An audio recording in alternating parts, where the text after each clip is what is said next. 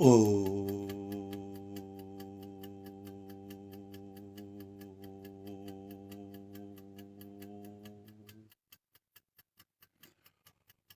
Oh.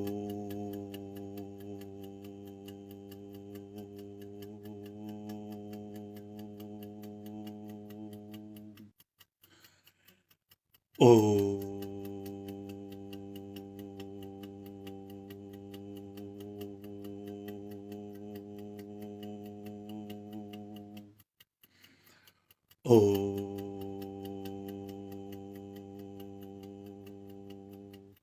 मेरे को शक्ति देने का शिवाजी महाराज, मेरे को शक्ति देने का, ताकि मैं आपका लफ्ज़ बोलूं सच्चाई का और हिकमत का. The words of truth and wisdom, O Shivaji Maharaj, grant me the Shakti to speak the words of truth and wisdom, Shivaji Maharaj. O the ultimate vibration that has ever existed beyond time and beyond boundaries. Shiva, the vibration, the most mighty vibration that you have ever known. Shiva. You know meanings of Shiva? Shiva means that which is not. Do you know that? Shiva means that which is not. Look around you. Which is predominant, that which is or that which is not? It's a question. Look around you and give me the answer through your own experience. Don't take on my words. You take on my words, you kill it. You do not take on my words, you kill it. Remember, we talked about that. Look around you and see which is more dominant. Which is more dominant? That which is not or that which is?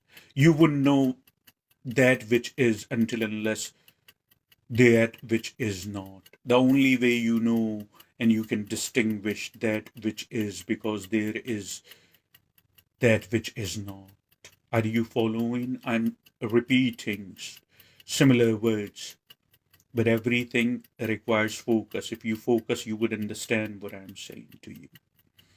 So that which is not is dominant everywhere. Everything comes out of that which is not. Everything goes back to that which is not. Shivaji Maharaj, the vibration, the most potent vibration is Shiva, that which is not. When you say Om during meditation, you don't have to pretend nobody is watching but yourself. You have to say it.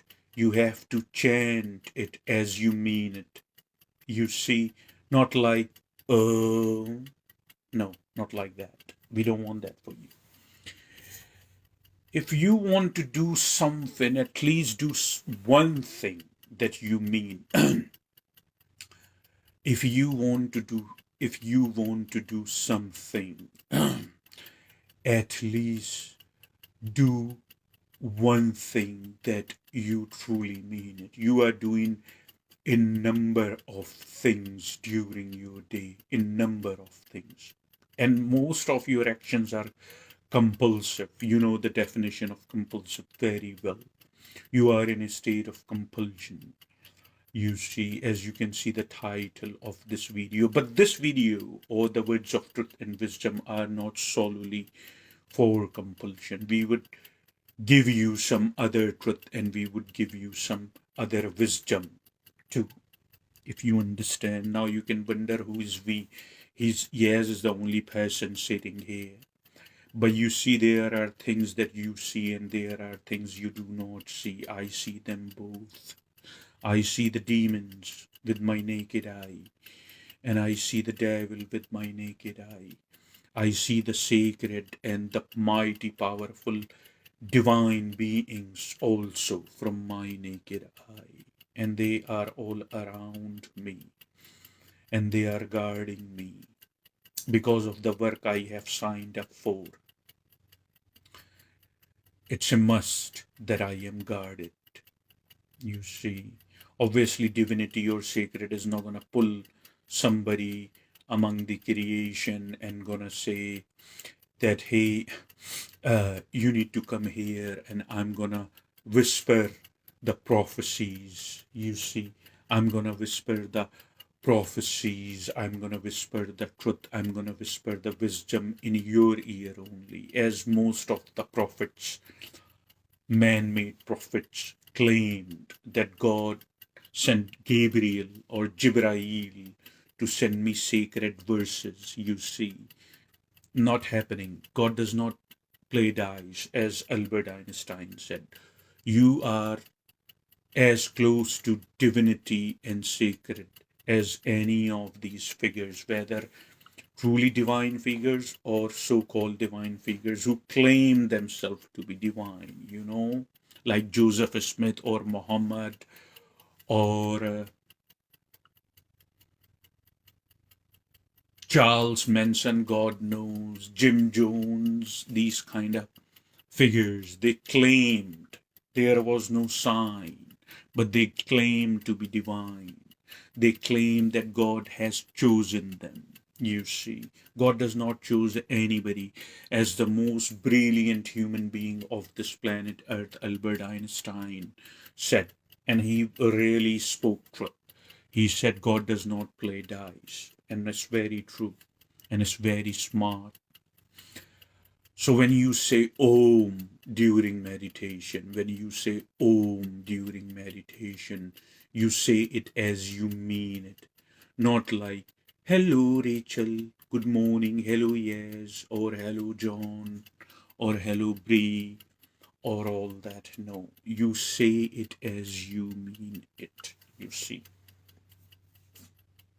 Oh, by the way, happy September, or happy September, however you want to say it.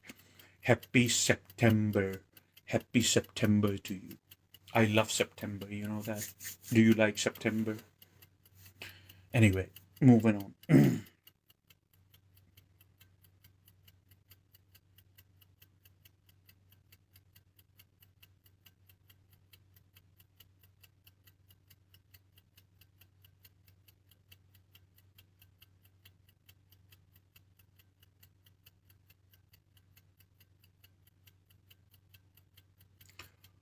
Oh.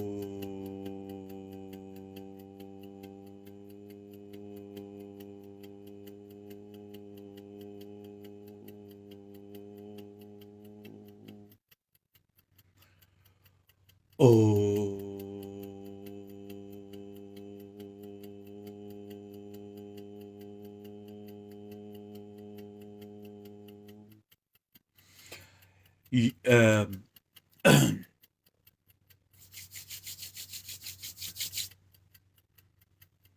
Gautama Buddha.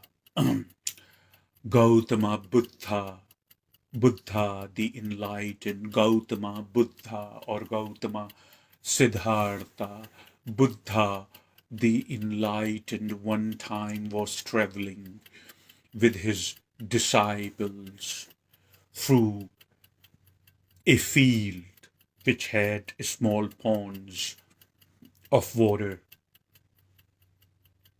Buddha and his disciples basically got tired. Of course, they have physicality attached. No matter how mighty potent you are, no matter how no matter how enlightened,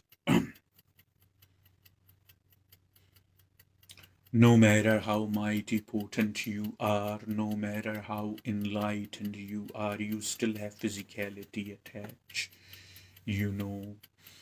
and physicality has biology and all that mechanism. Human body is a process, you see.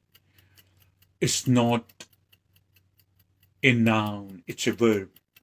If you want to classify through the perspective of linguistics or English grammar, you seem very fascinated with the language English. It has no significance. It is a language just like Spanish. As a matter of fact, I find Spanish more attractive than English. If you want to take offense, it's on you. I am only responsible for what I say. One time Gautama Buddha was traveling in a field with quite a few ponds of water around. They got tired. They sat in the shade, Buddha and his disciples. Buddha felt thirsty, just like any other being does on times. And Buddha asked one of his disciples very humbly and requested.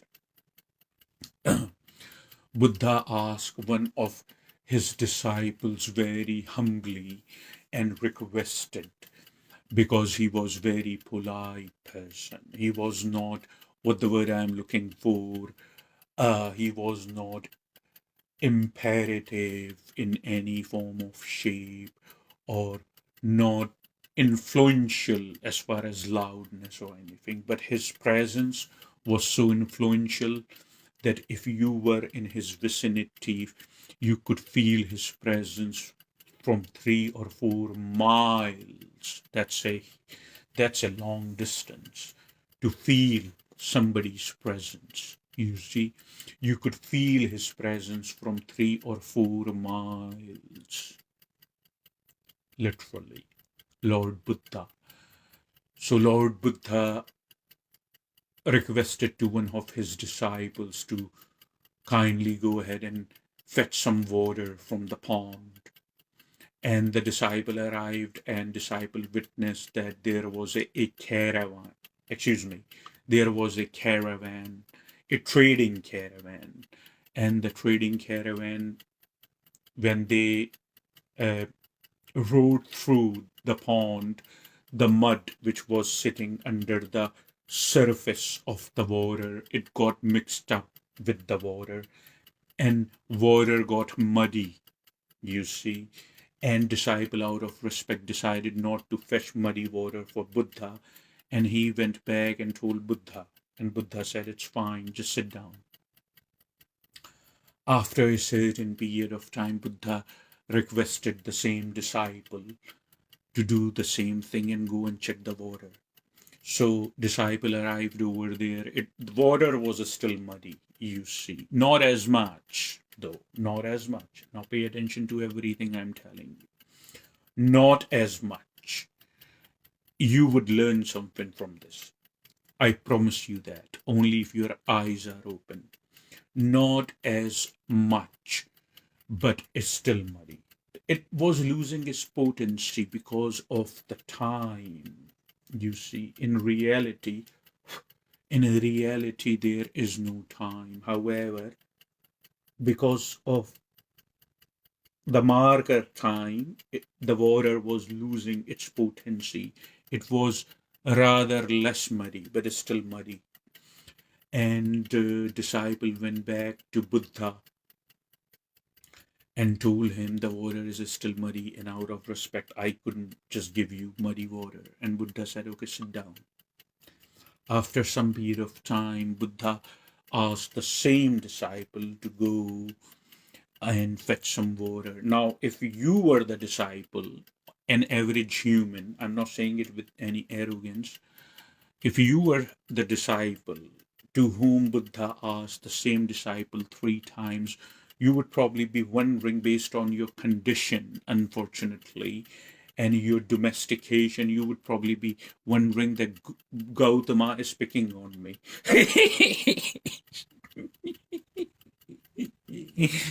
That's how Gautama is picking on me, you see. That's how you humans think, most of the time. Anyway, but you would see Buddha never picked on anybody. Buddha picked on you, you would know, you see. But anyway, Buddha said to the same disciple, go and now try the water. And disciple arrived. All the mud, you see, all the mud, basically, it was subsided now down on the surface, and the water was transparent and clear now because the mud had subsided. And so disciple happily fetched the water and got it to Buddha. Buddha looked at the disciples, and Buddha said, I want you people to know this. First time, when your mind is in a state of compulsion, when your mind in a state of when your mind is in a state of compulsion. You see,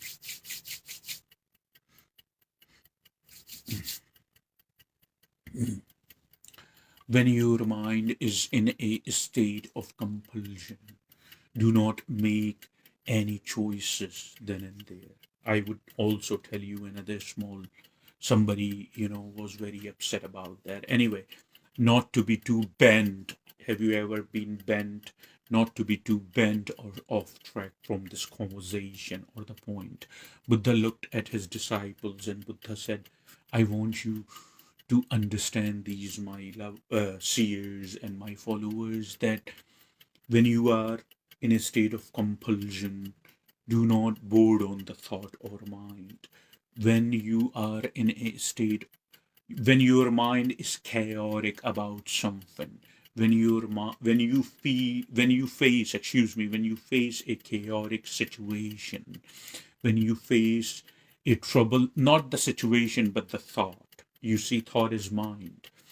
When you face a chaotic thought, when a thought is bringing fear in you and stuff, remember thought, but not what you are perceiving. They are two separate things. When you are perceiving, it's only natural. If there is a threat, your body would respond to it. It's only natural. You don't have to be so defensive all the time and pretend to be fakely macho. I can see through you, so stop that. Anyway, moving on.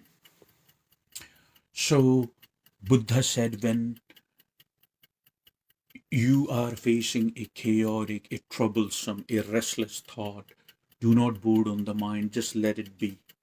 You see, just like the muddy water, when just like the muddy water, when he pointed at the disciple and he said, when he went to fetch the water for the first time, the water was muddy, quite a bit muddy, a lot muddy.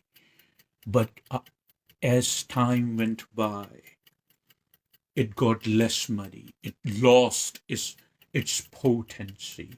And when the more time went by, it lost all of its potency. And now the mud was settled down on the surface under the stream and the water was clear. Your mind is just like that. If you do not board on the thought or mind, if it is attracting troublesome thoughts, after some period of time, the thought would lose its potency. As I have been telling you, you see, as as I have been telling you over and over in numerous, as I have been telling you over and over in numerous retreats, that if you do not board on the thought would subside, no matter how, what the word I'm looking for, no matter how compulsive or no matter how compelling the thought is, no matter the rubber band between yourself and your thought, the rubber band between yourself and your thought is super thick and has a lot of tension and attraction, you see, between 2 points, but you are not giving into the compulsion of the rubber band. Remember that, okay? You are not giving into the compulsion of rubber band. Just know that. So just like that, mind is compelling and thought is compelling, and you do not board on it, it would die. It would leave you alone. So your mind is just like that water, basically. Your mind is just like that water, that it would settle down after some time if you do not pay any heed to useless thoughts which keep you restless for the most part, and then you become very agitated because you cannot take charge of it or you cannot control it, and then it reflects with on other people when you communicate with them. When you communicate with them, when you come across with them, it basically reflects that how you carry and communicate sadly and unfortunately, with other people. And other people, for the most part, are just like yourself. You see, they also are not in the position, for the most part, to take charge of your chaotic thoughts and mind. So they take offense and take it very personally, not knowing what you are going through, because they are going through the same. So, and they are not as strong spiritually. They are unfortunately and sadly weak and feeble. They trust their mind. The more you trust your mind, the more feeble and weak you become.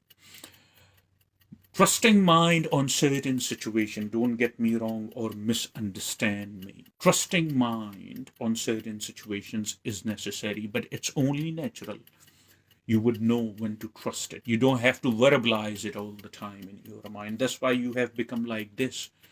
That somebody's saying hello and hi and smiling, and all you can think is what Robert was saying about me 10 minutes ago. You see, all you can think that time. Hypothetically, I don't know who Robert is anyway. I'm just giving you an example. Anyway, so that's what I am giving you the wisdom. Do not board on, just leave the mind, no matter how compulsive or compelling it is. You see, you understand these words. Do not board on it. Let it be. Have you not heard the Beatles song, Let It Be? Beatles were the disciples of who? You see, Maharishi Mahesh Yogi. Beatles were very wise people, a very wise, and they, specifically John Lennon, remarkable human.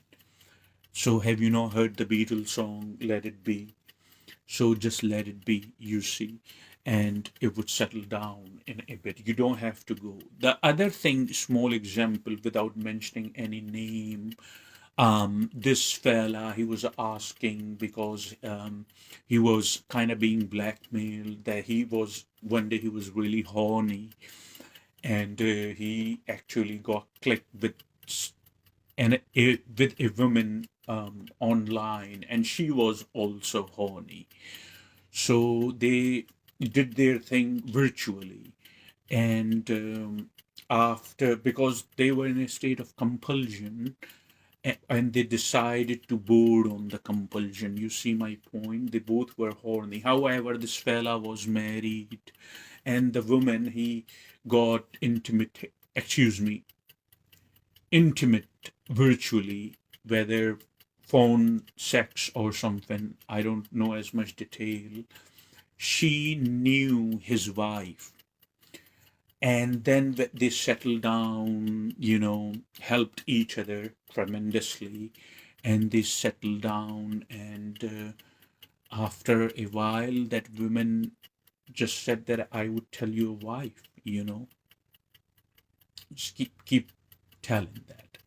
So what is the moral of this small thing? Of course, I never mentions any name or identifications or anything like that. Not I ever will, because it doesn't serve any purpose. What serves the purpose, I have already mentioned just right here, if you understand. What serves the purpose, basically, I have mentioned just right here. This example actually serves the purpose, and then you need to remember and learn and understand what the moral of, why did I tell you that. You see, did I give you a different flavor during spirituality?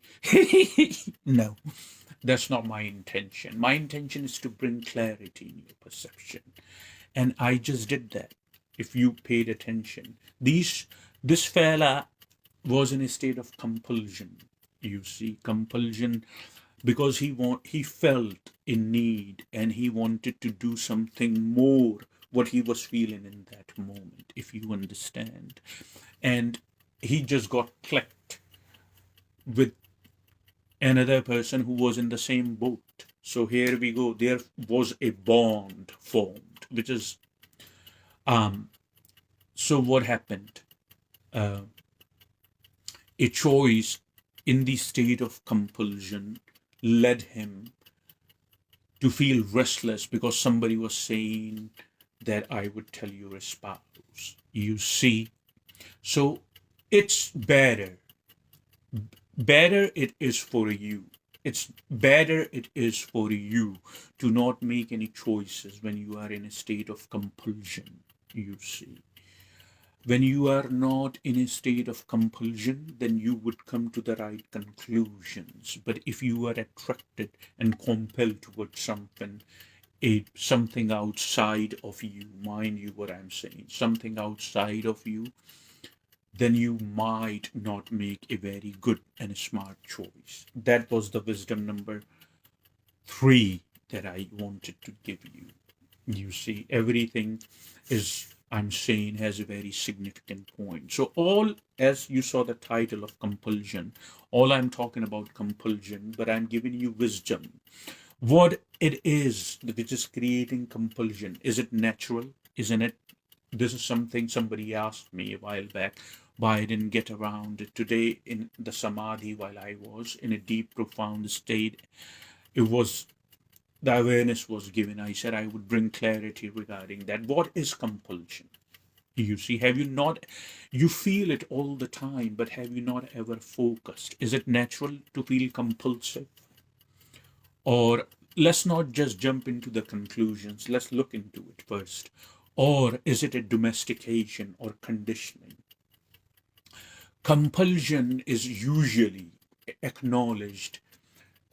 Compulsion is usually acknowledged a state of mind profoundly in the back of your head, which prompts you to do something that you are not doing in this moment, and it prompts you to think forward and not remain in the truth of the moment. You see, it prompts you to be something, than something more than you already are. It creates a mirage in your mind that if you do that, you would get the ultimate satisfaction.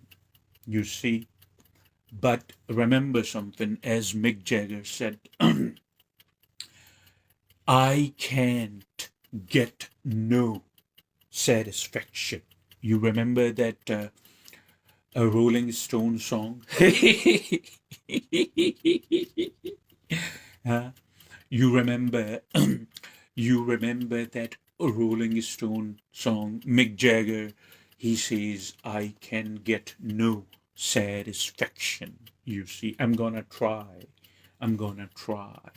So just like that, it creates a mirage that if you perform a certain action in the next moment, or it wants you to it, or if it basically wants you to be something, it gives you a mirage, a false mirage that you just keep chasing and chasing, and you always remain in the state of compulsion, and you always remain restless. You see, you don't sit properly even.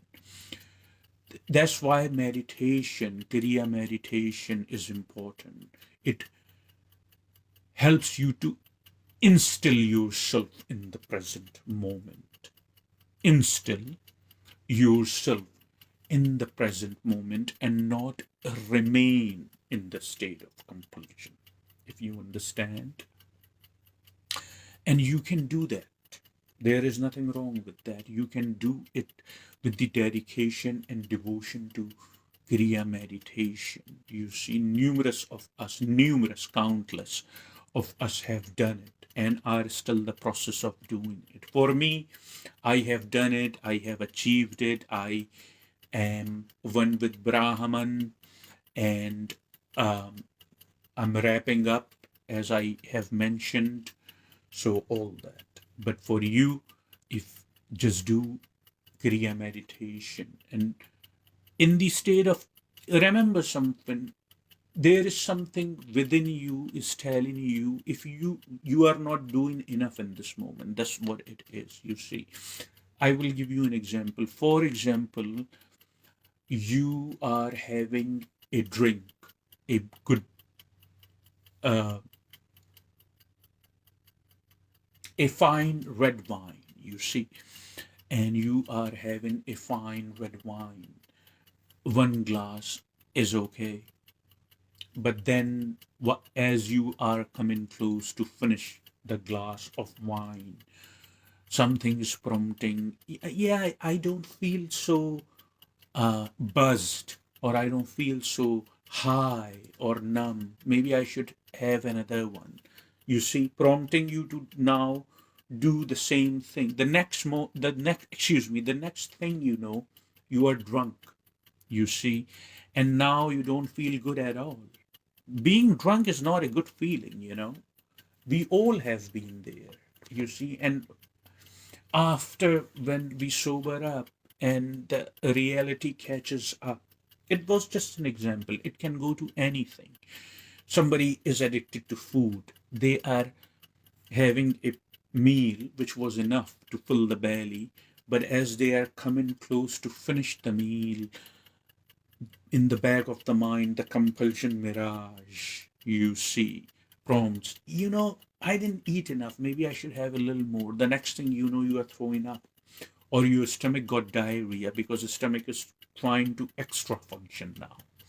All these things are happening because you are in a state of compulsion. You are getting drunk. You are saying things that you are not supposed to say, or you are eating, you are throwing up, and you are getting sick. It can go to anything, you see. That's how compulsion drives you to get addictive towards something. You see, compulsion, which is a mirage, basically, it drives you to create an addiction. There are different type of demons, as I have mentioned to you, that I can see, not all the time, but quite often, the demons through my naked eye. You see, there are demons. One of the demon which is lingering around is the demon of addiction, and it forces compulsion.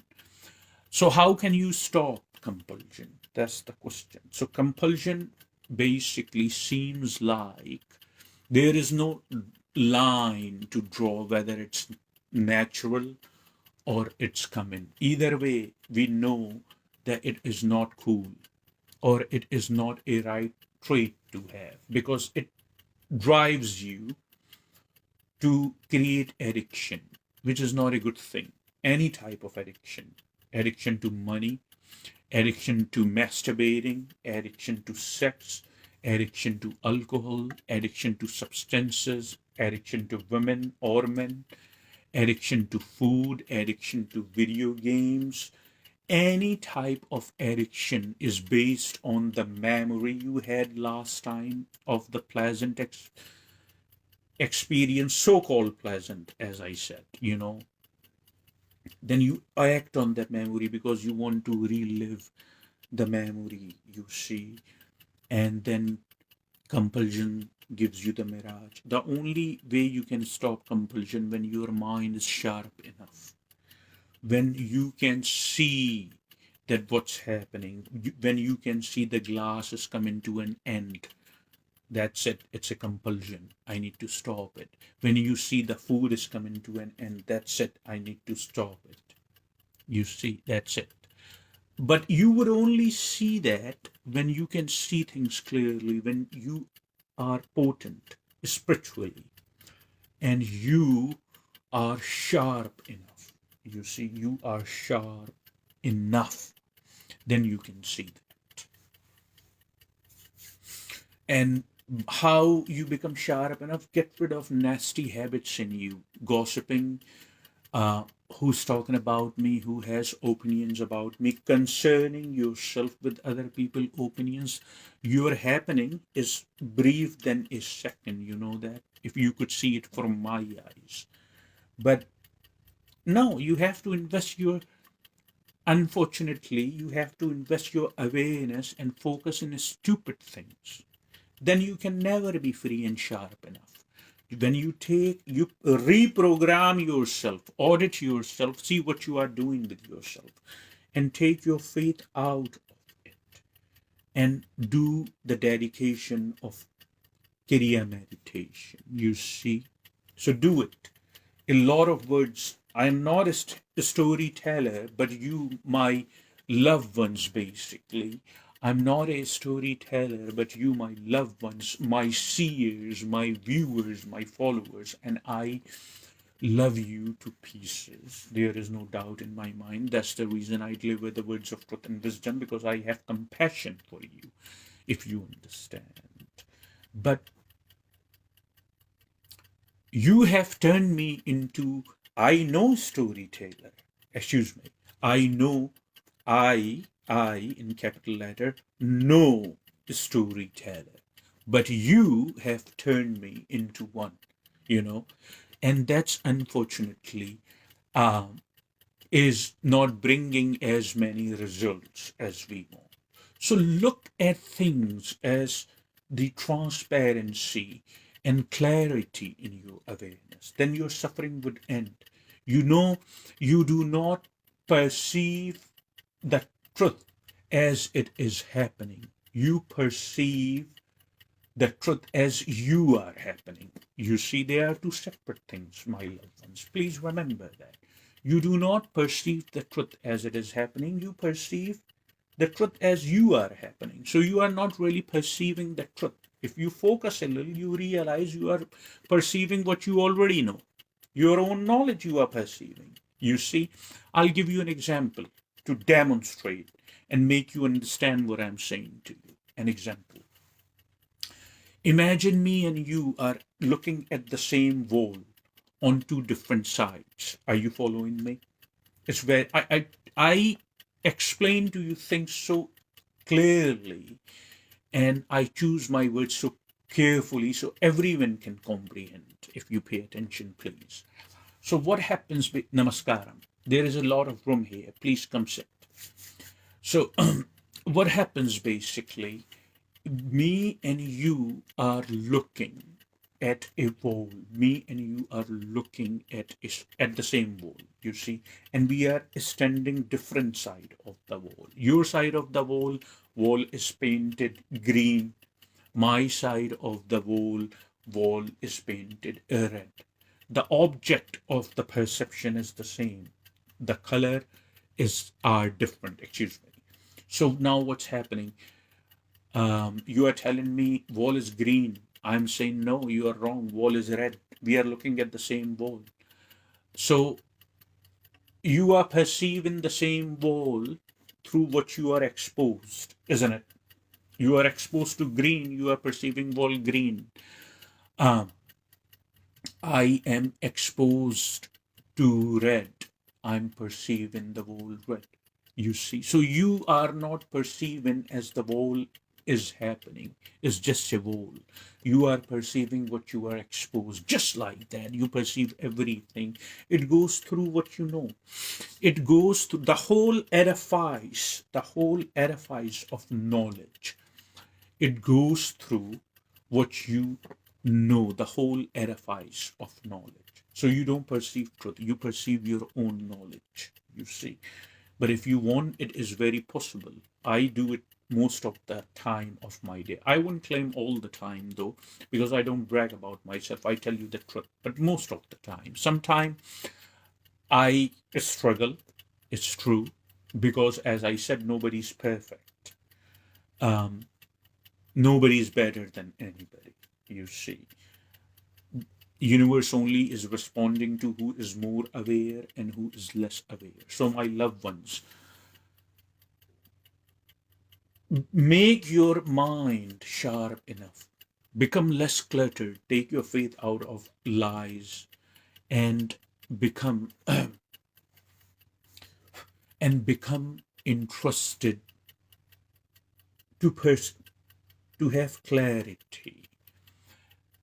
Basic simple physical practice, and of course the physical practice is a spiritual practice, because you are performing a physical practice, but it is imprinting on your spirit or your atman. So it's a spiritual practice, which is kriya meditation. And I want you also in the meditation sometime sit like this, as comfortable but straight and attentive. So if you sit like this, as straight but comfortable, as I said, otherwise it would defeat the purpose. Sit like this and make sure that both of your ankles, both of these ankles, are meeting each other. Okay. Now understand something. Don't go anywhere. I know you go, but I also know that you go, and I know. So do not go anywhere. Stay alert and stay here. We are not done yet, you know.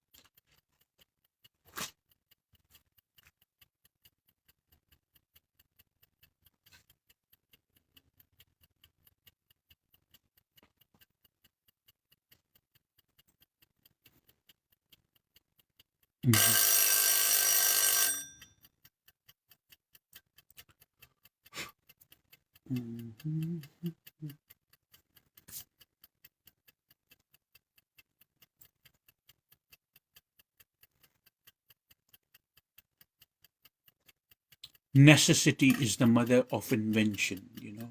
You have heard of that?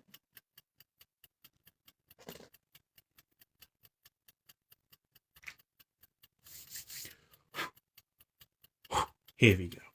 You happy now?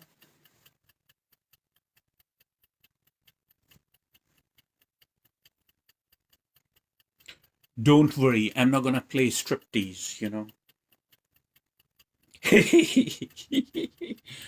No, that's not happening.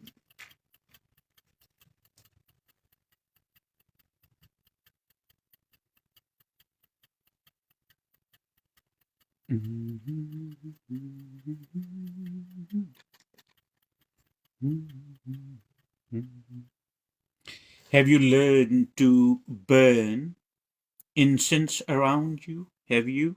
Do you know the significance of it? It attracts, basically, it attracts good souls. It attracts powerful, mighty souls, mighty beings. Obviously, everybody likes fragrance.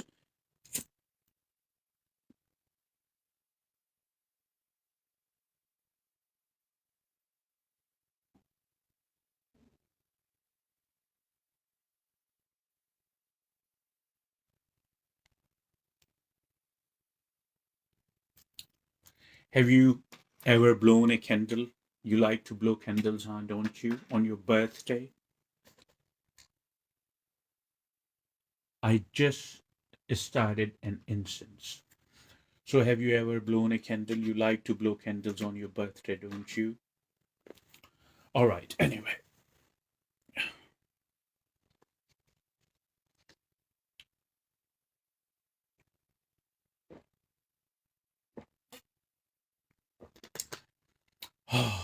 beautiful smell. I have started the incense. See?